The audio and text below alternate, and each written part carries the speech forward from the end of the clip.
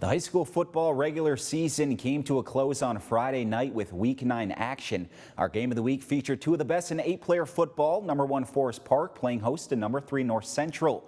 The winner between the Trojans and the Jets to take home the Great Lakes 8 West Conference title.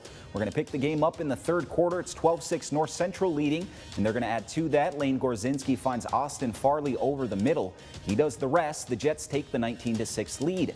Forest Park with the answer. Vic Giuliani going to break a long touchdown or a long run for a touchdown. After a failed 2-point conversion, it's 19-12 North Central. Later, Gorzinski, he's going to keep it himself for a short touchdown run, 33-26 North Central. Now down a score. Vic Giuliani, he's going to keep it on the boot. He sees some space and he's into the end zone. Forest Park would go for 2 and convert it to go up 34-33. Then it's Gorzinski one more time. This game definitely lived up to the hype. In the end, North Central hands Forest Park their first loss, and they win their conference title with a 45-34 win. Hey, again, it's for everybody. I mean, the fans that came out here tonight, that was a great football game all the way around. Both teams gave everything they had. We all said we're going to come play patty cake because this game wasn't really going to matter, but both two teams that just played their asses off. They brought it. Their kids came ready to play. Our kids came to play, and it was, we were feeling each other out part of it and then, but then when the competitive juices got flowing, everybody just wanted to win, and nobody quit either side. Let's go to Kingsford. The Flivers ranked number 1 in 11 player by the UPSSA, hosting a Marquette who entered the game Friday ranked 3rd. The Sentinels would strike first in this one. Ford Richardson dropping back, doesn't like what he sees. He tucks it and takes off running. Check out the effort as he dives for the goal line. He gets the football across to put the Sentinels up 7-0. Kingsford will tie things up a bit later. Nick Navarra going to find Trenton Van Oss for the score. We're tied up at 7. After Marquette field goal, the Flivers trailing 10-7. Gavin Trevelyan going to take the handoff, and he finds pay dirt. It's 13-10 Kingsford. Now here is the play that will break this thing open. Gavin Grandin, he's a threat to score anytime the ball is in his hands. He's fielding the punt, and you know what happens next. Grandin breaks a couple tackles. He refuses to go down as he takes this punt back to the house. Kingsford hangs on to take down Marquette 27-17. The Gladstone Braves taking on crosstown rival Escanaba on Friday. Escanaba looking to get on the board first in the Wildcat formation. Brody Ison going to take the direct snap. He goes straight up the middle and into the end zone. It's 7-0 Escanaba. Later, the Eskimos will strike again. Nolan Bink, he's going to get it out quick to Alex Stahlberger. He's going to throw a stiff arm and break free for a 45-yard touchdown.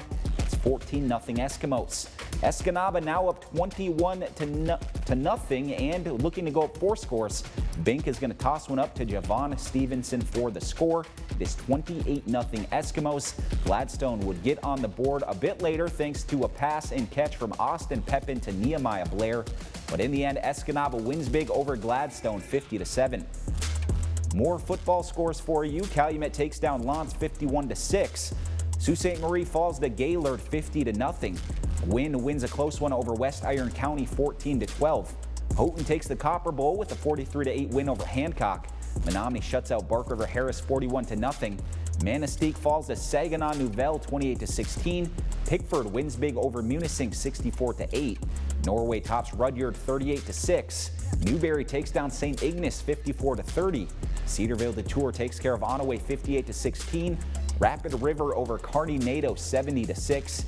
And Gogebic best Ironwood 50-12. We had a big one under the Thursday night lights last week. Number 4 Negaunee at number 5 Iron Mountain. First quarter at 6-0 Mountaineers. They're going to add to that lead. Ian Martela finds a wide open Aiden Ellis. He's going to trot into the end zone as the Mountaineers go up 14-0 after a successful 2-point conversion try. Second quarter, Iron Mountain back in the red zone. Martela on the play action. Oscar Kangas makes the grab for the touchdown, 21-0 Mountaineers. Negaunee will get on the board shortly after. Ty Jacobson going to hand the ball off to Brock Bonovitz. He's going to break it to the outside, and there he goes for our first minor score. It's 21-7 Iron Mountain. Less than a minute left in the first half. Mountaineers back on the doorstep. Alex Jane going to run it in to put the Mountaineers up 28-7. Iron Mountain gets a statement win over the Miners on Thursday night, 35-21. Well, it was a great victory for us. We put some points on the board early. Ian made a couple of nice passes early to put some, to Oscar on a couple, and we loosened him up a little bit with our passing game early on in the game, and then we just keep fighting. Give Negaunee credit; they were always going to come back because they can run the ball, they can pass the ball. Number 3, number 5, number 4. Engstrom's a really good football player. So we were just fortunate enough to get up on him early, and we weathered a little bit of a lull there in the middle, and we did enough plays to made enough plays to get the job done.